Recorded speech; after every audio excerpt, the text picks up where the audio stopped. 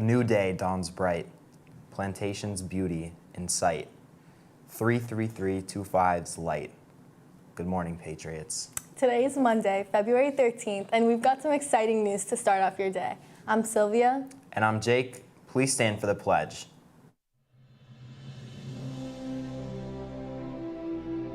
I pledge allegiance to the flag of the United States of America and to the republic for which it stands, one nation, under God, indivisible, with liberty and justice for all.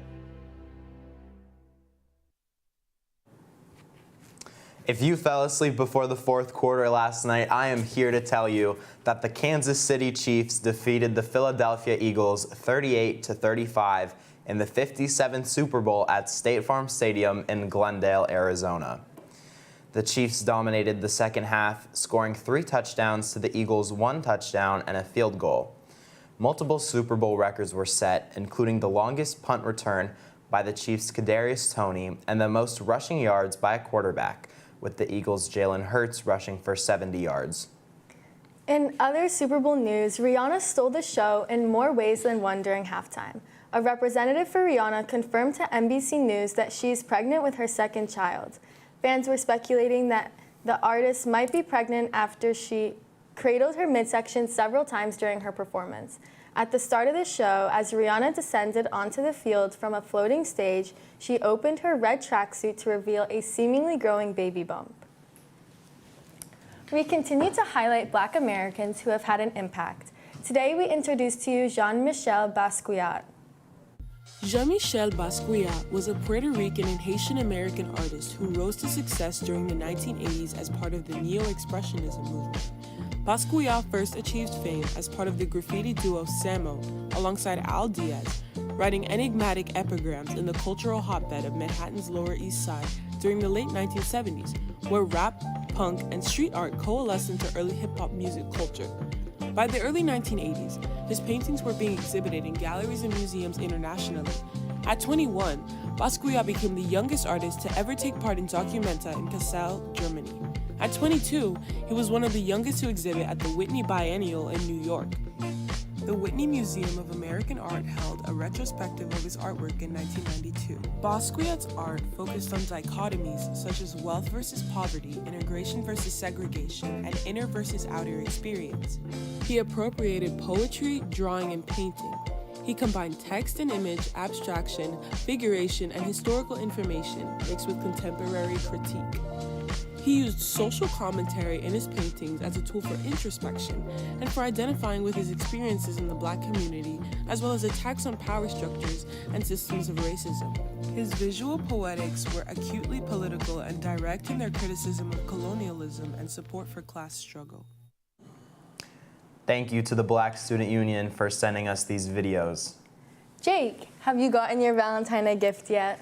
Well, Sylvia, I'm still working on it.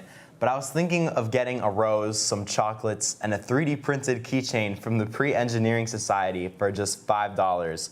But I'm not sure if that's enough to win over my crush. I think you're fine. Don't worry, Jake. I'm sure she'll appreciate whatever you give her. You could always make her a video and we can share it right here on Patriots TV. But don't forget, the deadline to send in your video is 7 a.m. tomorrow. Thanks for the advice. I'm sure you'll have a great Valentine's Day as well. Many of our fellow students have a love for sports. Let's check in with Will and see what the athletes on our campus are up to this week. Good morning, Patriots. My name is Will, and this is the Sports Report.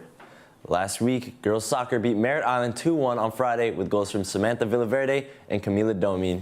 They play on the road on Valentine's Day at Archbishop McCarthy. Boys soccer beat Terra Environmental 2-0 with goals from Juan Otero and Andres Morale. They play Pembroke Pines Charter home on Wednesday. Today, baseball has their season opener at home versus Schoolhouse Prep, and girls lacrosse has their season opener at home versus Miami Country Day. Today, softball has a preseason game home against West Broward and another on Friday against Barron Collier. That's all I have to say. You probably won't see me on Thursday. Back to Jake and Sylvia. DECA is collecting canned goods this month. They've teamed up with the New Beginnings of Central Florida to help feed the homeless. Please drop off any donations in room 25308.